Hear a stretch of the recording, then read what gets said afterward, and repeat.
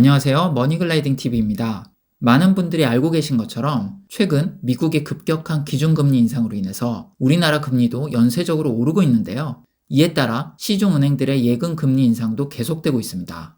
많은 사람들의 여유자금이나 은퇴자금 또한 부동산이나 주식에서 은행 예금으로 돈이 몰리고 있는 것이 사실인데요. 그런데 65세 이상 어르신들의 경우 정기 예금이나 적금에 덜컥 가입했다가 기초연금을 못 받는 경우가 생길 수 있다고 합니다. 오늘 영상에서는 이러한 경우가 왜 생기는지, 그렇다면 예금이자만 체크하면 되는 것인지 등에 대한 사항을 구체적으로 살펴보겠습니다. 지난번 영상에서도 소개드렸듯이 현재 기초연금은 65세 이상 노인분들 중 소득 하위 70% 대상으로 지급되고 있는데요. 이에 해당하는 소득 인정액 기준은 단독 가구는 월 180만 원 이하, 부부 가구는 288만 원 이하입니다. 금리 인상으로 인해 이자 소득이 높아지면 소득 인정액 또한 높아지게 되어 기초연금을 못 받을 수 있다고 하는 것인데요. 이를 정확하게 이해하려면 소득 인정액이 어떻게 계산되는지 우선 알아야겠습니다. 소득 인정액이란 매월 받는 소득의 평가액과 재산의 소득 환산을 더한 값을 의미합니다. 따라서 월 소득 평가액과 재산의 월 환산액, 이 두 가지가 어떻게 계산되는지 아는 것이 핵심이라고 볼 수 있겠습니다. 우선 소득의 평가액부터 살펴보겠습니다. 소득 평가액 항목으로는 근로소득, 기타 사업소득, 연금소득, 공적 이전소득, 임대소득, 이자소득, 무료 임차소득으로 나눌 수 있는데요. 첫 번째로 설명드릴 것은 근로소득입니다. 근로소득은 근로의 제공으로 얻는 소득을 말하는 것으로 상시 근로자의 경우 3개월 이상 계속적으로 고용되어 급여를 받는 경우 이에 해당합니다. 참고로 일용 근로소득, 공공일자리소득, 자활 근로소득은 제외됩니다. 근로소득은 근로의욕 저하를 막기 위해서 공제를 많이 해주는 편인데요. 해당 근로소득에서 103만 원을 공제한 후 추가로 30%를 더 공제해줍니다. 예를 들어 월소득이 150만 원이라고 한다면 150만 원에서 공제금액 103만 원을 빼고 0.7을 곱하면 32만 9천 원이 소득 인정액이 되는 것이죠. 월급이 150만 원이어도 32만 9천 원만 소득 인정 금액으로 반영되는 것이니 근로소득은 앞으로 살펴볼 다른 소득보다 공제를 많이 해준다고 볼 수 있겠습니다. 두 번째는 기타 사업소득입니다. 기타 사업소득은 도소매업이나 제조업, 기타 사업에서 얻은 소득을 말하는데요. 보통 국세청의 종합소득신고 자료 중 사업소득 금액이 반영됩니다. 세 번째는 임대소득인데요. 임대소득은 부동산, 동산, 권리, 그 밖의 재산에 대여로 발생하는 소득을 말합니다. 주택임대의 경우 42.6%, 점포임대의 경우에는 41.5%의 단순 경비율을 공제하고 소득으로 반영됩니다. 예를 들어 주택임대소득이 월 100만 원일 경우에는 42.6%를 공제하고 57만 4천 원이 소득 금액에 반영되는 것입니다. 다음으로 이자소득입니다. 이자소득은 예금, 적금, 주식, 채권의 이자와 배당 또는 할인에 의해 발생하는 소득을 말합니다. 앞서 말씀드린 금리 인상으로 인해 예금 이자가 높아져서 기초연금에 탈락했다면 이 항목에 해당되겠네요.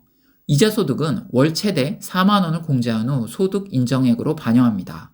예를 들어 1년 예금이자 6% 상품에 가입하여 1억을 예금하였다면 이자소득은 연 600만 원이고 이자에 대한 세금 15.4%를 계산하면 연 507만 원 정도 되는데요. 이를 12개월로 나누면 월 42만 원이 되기 때문에 월 공제액 4만 원을 적용하면 월 소득 인정액은 38만 원으로 반영되는 것이죠. 1년 전만 해도 예금금리가 불과 2% 되지 않은 경우도 많았는데요. 이자 2%의 경우 같은 방법으로 계산하면 월 소득 인정액은 10만 원에 불과하기 때문에 차이가 많이 난다고 볼 수 있겠습니다. 다음으로 연금소득은 민간연금보험이나 연금저축 등으로부터 정기적으로 발생하는 소득을 말합니다. 연 1회나 2회 수령하는 연금의 경우 월할 계산하여 기본공제 없이 100% 소득으로 적용합니다. 공적 이전 소득은 각종 법령의 규정에 의해 정기적으로 지급되는 각종 수당, 연금, 급여, 기타 금품으로 국민연금, 공무원연금, 군인연금, 사립학교 교직원연금, 휴업급여, 장애급여 등이 포함됩니다. 연금소득과 마찬가지로 공제 없이 100% 소득으로 합산이 됩니다. 마지막으로 무료임차소득입니다. 무료임차소득은 자녀분 집에서 함께 사시는 분들이 특히 조심해야 할 부분이 있는데요. 무료임차소득 때문에 기초연금에서 탈락하시는 분들이 종종 생겨나기 때문입니다. 무료임차소득은 1촌 이내의 직계비속인 자녀 소유의 고가주택에 거주하는 본인 또는 배우자에 대하여 임차료에 상응하는 소득으로 인정하는 금액을 말하는데요. 본인 또는 배우자의 주민등록상 주소지 주택이 자녀 명의이고 시가 표준액 6억 원 이상인 경우에 해당하며 연간 0.78%의 소득이 적용됩니다. 시가 표준액은 일반적으로 거래되는 시세보다 20에서 50% 정도 낮습니다. 아파트와 단독주택의 경우 시가 표준액에 대한 계산은 국토교통부 홈페이지에서 확인이 가능하고요. 필요한 분들은 아래 더보기란에 링크를 걸어놨으니 확인하시기 바랍니다. 해당 표는 설명드린 시가 표준액에 따라 연 0.7%를 곱하고 12개월로 나눠서 월 소득 인정액을 나타낸 표인데요. 이를 적용해보면 시가 표준액 6억 원은 39만 원의 소득 인정 금액이 나옵니다. 8억 원은 52만 원, 10억 원은 65만 원을 확인할 수 있습니다. 부부 가구의 경우 부부 중 1인이 해당돼도 무료 임차 소득이 발생하오니 참고하시기 바랍니다. 지금까지 소득 인정액 중 소득 평가액을 알아봤습니다. 그런데 이 소득의 범위에 해당되지 않는 소득도 있는데요. 대표적으로 기초생활보장급여, 장애수당, 장애인연금, 양육보조금, 아동양육비, 실업급여, 근로장려금, 고용노동부 직업훈련수당, 주택연금, 농지연금 등이 해당되오니 참고하시기 바랍니다. 이것으로 월소득 평가액에 대해서 알아봤으니 다음으로는 재산의 환산액에 대해서 알아보겠습니다. 재산의 월소득 환산액은 일반 재산에서 기본재산 공제액을 뺀 금액과 금융재산에서 2천만 원을 뺀 금액을 더한 금액에서 부채를 빼준 다음 연 환산율 4%를 적용하고 12개월로 나눕니다. 그렇다면 세부 항목을 살펴보겠습니다. 우선 일반재산인데요. 일반재산에 포함되는 항목들은 아주 많습니다. 그 중에서 대표적으로 토지, 건축물, 주택이 있으며 조합 입주권 및 분양권, 자동차 등도 일반재산에 포함됩니다. 또한 주택, 상가, 건물 등에 대한 임차 보증금도 이에 해당됩니다. 일반 재산에 대한 재산가액은 다음 표와 같은 기준으로 산정이 되는데요. 몇 가지만 말씀드리면 토지, 건축물, 주택의 경우에는 시가 표준액, 임차 보증금의 경우에는 임대차 계약서상의 보증금 및 전세금이 적용되며 주거를 목적으로 하는 경우에 계약서 금액의 95%로 반영됩니다. 기타 자세한 사항은 해당 표를 참고하시면 되겠습니다. 일반 재산에 대해서는 최소한의 주거 유지에 필요하다고 인정되는 금액인 기본재산 공제액을 빼주면 되는데요. 대도시의 경우에는 1억 3,500만 원, 세종시를 포함한 중소도시는 8,500만 원, 농어촌은 7,250만 원입니다.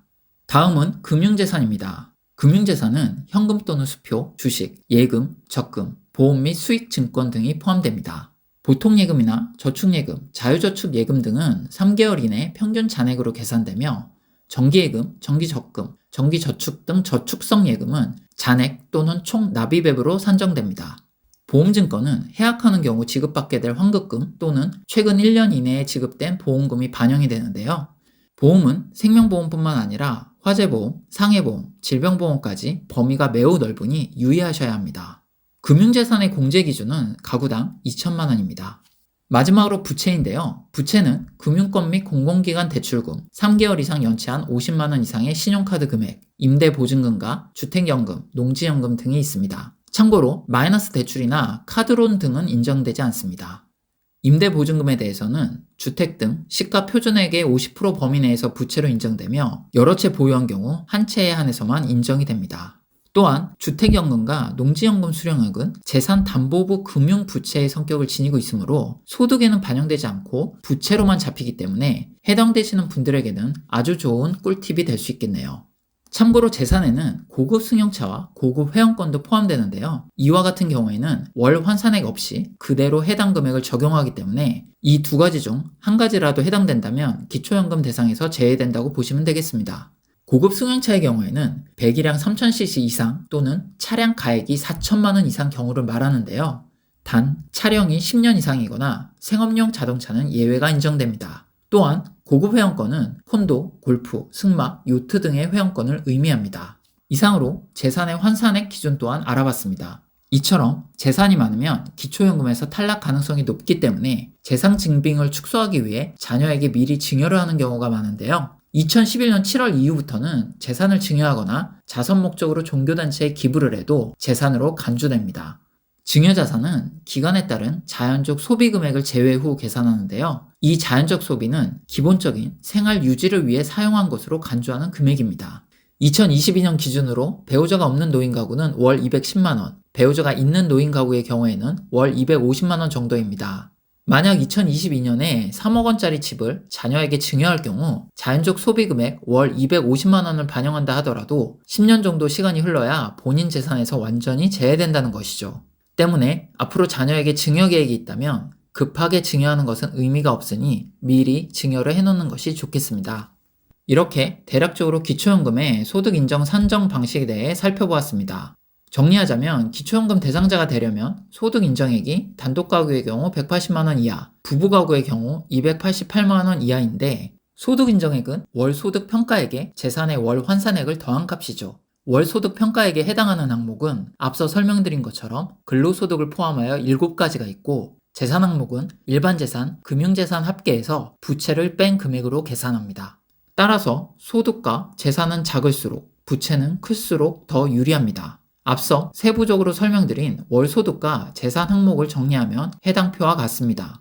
오늘 주제인 정기예금과 관련된 것은 바로 금융재산과 이자소득에 해당되는데요. 정기예금으로 인한 이자소득은 월소득 평가액에 반영되고 예치된 원금은 나의 금융재산에 들어가 반영되기 때문입니다. 앞서 설명드린 것처럼 1억 원을 연 6%의 정기예금에 가입했을 경우 월 이자 소득 인정액은 38만 원이 나오게 되는데요. 원금 1억 또한 금융재산으로 잡히기 때문에 기본공제금액 2천만 원을 반영하여 계산하면 26만 원이 나옵니다. 따라서 이 둘을 더하면 64만 원의 소득 인정액이 나오게 되는 것이죠. 같은 방식으로 2억을 예금하였다면 이자 소득액은 80만 6천 원, 금융재산 소득액은 60만 원으로 총 140만 6천 원으로 반영됩니다. 하지만 이러한 계산은 앞서 설명드린 많은 항목 중 일부에만 속하는 것으로 기타 급여 수입이나 부동산, 자동차가 있다면 소득 인정액이 더 늘어난다고 볼 수 있습니다. 앞서 확인해 본 바와 같이 급여소득과 부동산은 공제가 상대적으로 더 많이 됩니다. 급여소득은 기본공제 103만 원에 추가공제 30%가 있기 때문에 월 급여가 200만 원이라 하더라도 공제금액을 반영하면 67만 9천 원에 불과합니다.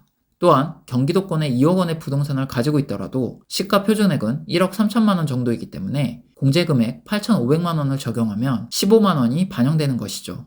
예금 2억과 예금이자에 대한 소득 인정액 140만 6천 원에 비하면 꽤 많이 차이가 나는 것입니다.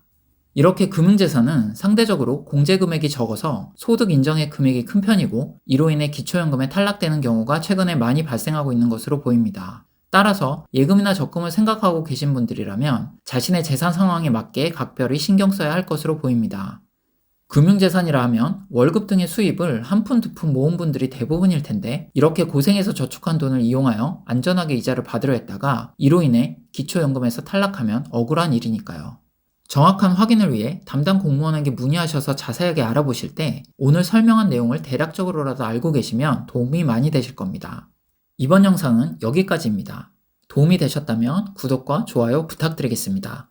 구독과 좋아요는 영상 제작에 큰 힘이 됩니다. 저는 또 다음 영상으로 다시 찾아뵙겠습니다. 감사합니다.